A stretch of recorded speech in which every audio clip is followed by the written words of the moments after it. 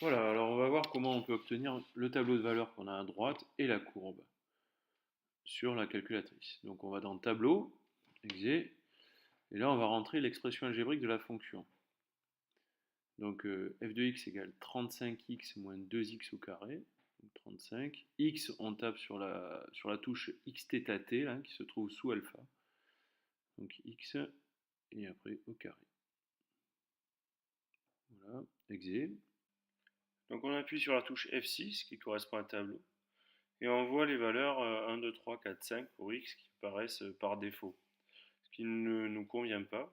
Donc on va sortir de là en appuyant sur Exit et après on va faire 7 en appuyant sur la touche F5.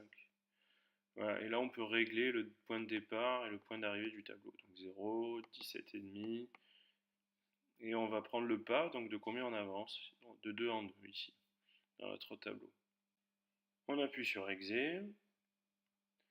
On retrouve donc notre formule, on appuie sur F6, on va retrouver notre tableau qui avance bien de 2 en 2 comme prévu. Il nous manque donc la dernière valeur, 17,5, qu'on peut rentrer directement à la main dans le tableau à la place de la valeur 16 par exemple. Voilà, 17,5, on appuie sur Exit et la valeur correspondante apparaît en phase 0. Voilà, donc Exit, je revois ma fonction, je vais dans Menu, maintenant je vais tracer mon graphique. Donc je vais dans Graphe, je me retrouve avec la formule, toujours. Et donc là, si on appuie sur F6, Draw, on dessine le graphique. Le problème, c'est qu'on n'a pas la bonne fenêtre.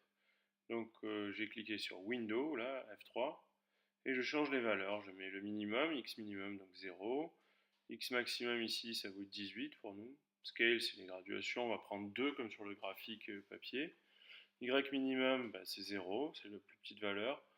Y maximum, c'est la plus grande valeur du graphique, donc 180. Et on va graduer de 20 en 20. Scale. Voilà, après on appuie sur Exit et on rappuie sur F6 ou sur Exit et Draw et on a la courbe finale. Voilà, donc comme sur le graphique du... Alors ce qui est intéressant, c'est qu'on peut trouver le maximum en appuyant sur GSolve, qui veut dire graphic solve, et puis après F2, F2 ça nous donne le maximum. Exit, non, je retape GSolve, vous voyez, en F2 j'ai le maximum et F3 j'ai le minimum. Après je peux aussi calculer une valeur correspondant à un Y donné. Donc si j'ai envie de savoir à quel moment j'atteindrai la valeur 80, je tape xcalc et il me demande Y, je rentre 80. Voilà. Donc c'est ces outils-là qui sont intéressants bien sûr avec la calculatrice.